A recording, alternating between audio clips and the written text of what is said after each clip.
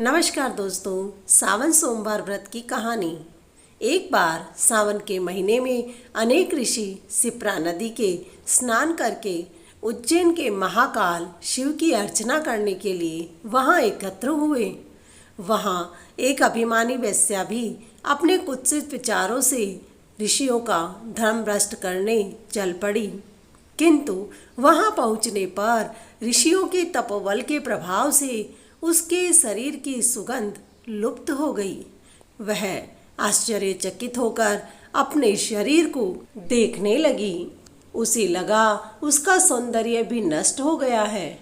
उसकी बुद्धि परिवर्तित हो गई। उसका मन विषयों से हट गया और भक्ति मार्ग पर बढ़ने लगी। उसने अपने पापों के प्रायश्चित हेतु ऋषियों से उपाय पूछा। वे बोले, तुमने 16 श्रृंगारों के बल पर अनेक लोगों का धर्म भ्रष्ट किया है। इस पाप से बचने के लिए तुम 16 सोमवार व्रत करो और काशी में निवास करके भगवान शिव का पूजन करो। वैश्या ने ऐसा ही किया और अपने पापों का प्रायश्चित कर शिव लोक पहुंच गई। ऐसा माना जाता है कि 16 सोमवार के व्रत से कन्याओं को सुंदर पति मिलते हैं तथा पुरुषों को सुंदर पत्नी की प्राप्ति होती है। इसमें शिव की पूजा करने से प्राय सभी देवताओं की भी पूजा का फल मिल जाता है। इसीलिए श्रावण सोमवार का अत्यधिक महत्व है। इस व्रत से जुड़ी दूसरी कथा। किसी नगर में एक साहूकार रहता था। उसके घर में धन की कोई कमी नहीं थी, परंतु उसे संतान सुख नहीं था। प्रत्येक सोमवार का वह व्रत रखता था। श्रावण मास आया, भगवान शिव का पूजन श्रृंगार करता था और पूरी श्रद्धा से शिवालय में जाकर भगवान का व्रत करता। उसकी भक्ति को देखकर माँ पार्वती प्रसन्न हो गई और भगवान से उस साहूकार की मनोकामना पूर्ण करने का निवेदन किया। पार्वती जी की इच्छा सुनकर के भगवान शिव ने कहा, हे देवी पार्वती, इस संसार में हर प्राणी को उसके कर्मों के अनुसार फल मिलता है और उसके भाग्य में जो हो उसे भरना ही पड़ता है। लेकिन पार्वती जी ने साहूकार की भक्ति का मान रखने के लिए उसकी मनोकामना पूर्ण करने की इच्छा जताई। माता पार्वती के आग्रह पर भगवान शिव ने साहूकार को पुत्र प्राप्ति का वरदान दे दिया। लेकिन उसकी आयु केवल 12 वर्ष थी।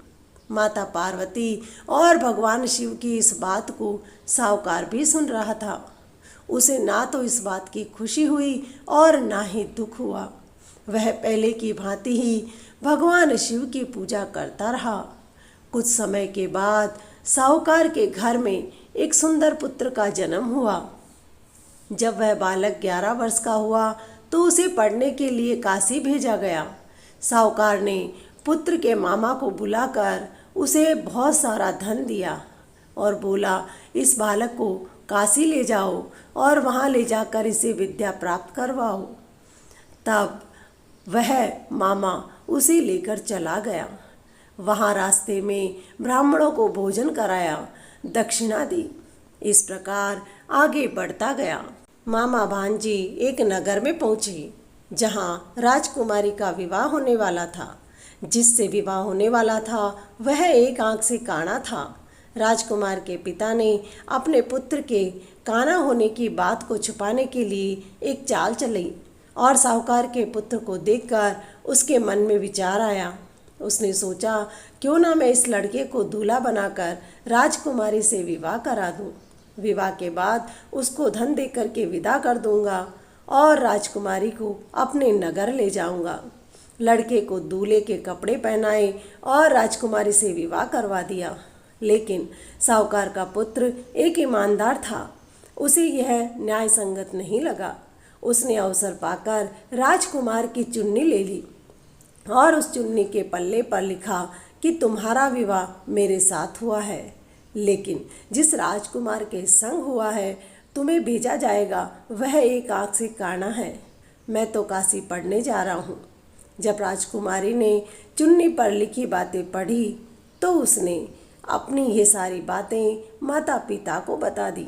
यह बात जान करके राजा ने अपनी पुत्री को विदा नहीं किया और फिर बारात को ऐसे ही लौटा दिया। दूसरी ओर साहूकार का बेटा और उसका मामा काशी पहुंच गए। वहां जाकर उन्होंने यज्ञ हवन करवाया। जिस दिन लड़के की आयु 12 साल की हुई उसी दिन उन्होंने एक बड़े यज्ञ का आयोजन रखा। लड़के ने अपने मामा से कहा, मेरी तबीयत कुछ ठीक नहीं है। मामा ने कहा, बेटे तुम अंदर जाकर सो जाओ। शिवजी के वरदान स्वरूप कुछ ही क्षणों में उस बालक के प्राण निकल गए। मृत भांजे को देख उसके मामा ने विलाप शुरू कर दिया। संयोगवश उसी समय भगवान शिव और माता पार्वती उधर से निकल रहे थे। पार्वती ने भगवान से कहा, हे प्रभु, मुझे इसके रोने के स्वर सहन नहीं हो रहे हैं, आप इस व्यक्ति के कष्टों को दूर करें। तब शिवजी मृत बालक के पास गए और बोले, यह उसी साहूकार का पुत्र है जिसे 12 वर्ष की आयु दी गई थी। अब उसकी आयु पूरी हो चुकी है।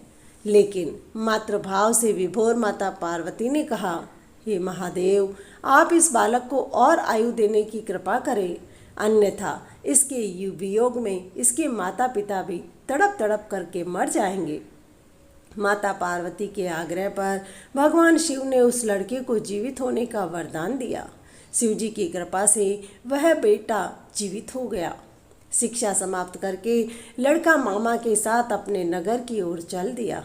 दोनों चलते हुए उसी नगर में पहुँचे जहाँ उसका विवाह हुआ था।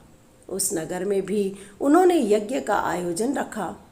उस लड़के के ससुर ने उसे पहचान लिया और महल में ले जाकर उसकी आवभगत की और अपनी पुत्री को उसके संग विदा किया। उधर भूखे प्यासे रह करके साहूकार और उसकी पत्नी बेटे की प्रतीक्षा कर रहे थे। उन्होंने प्रण कर रखा था, यदि उन्हें अपने बेटे की मृत्यु का समाचार मिला तो वह भी उसी समय प्राण त्याग देंगे। परंतु अपने बेटे के जीवित होने का समाचार पाकर वह बहुत प्रसन्न हो गए। उसी रात भगवान शिव ने व्यापारी के स्वप्न में आकर कहा, हे श्रेष्ठी, मैंने तेरे सोमवार के व्रत करने और व्रत कथा सुनने से प्रसन्न होकर के तेरे पुत्र को लंबी आयु प्रदान की है। जो कोई सोमवार का व्रत करता है या कथा सुनता है और उसे पढ़ता है, उसके सभी दुख दूर हो जाते हैं और उसकी समस्त मनोकामनाएं पूर्ण होती है। बोलो शंकर भगवान की जय। सोमवार व्रत पूजा विधि। सोमवार के दिन भक्त को गाय के शुद्ध कच्चे दूध को शिवलिंग पर अर्पित करना चाहिए। यह करने से मनुष्य के तन मन धन से जुड़ी सारी समस्याएं दूर हो जाती हैं।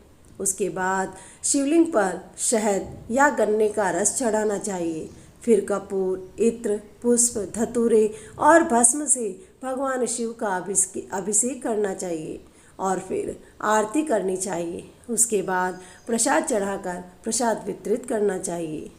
हे बोले शंकर, आपने साहूकार के बेटे को जो उम्र दी, वैसे ही इस कथा को कहने, सुनने और हुकार देने वाले सभी भक्तों के पुत्रों को लंबी आयु प्रदान करना। बोलो शंकर भगवान की जय। माता पार्वती की जय।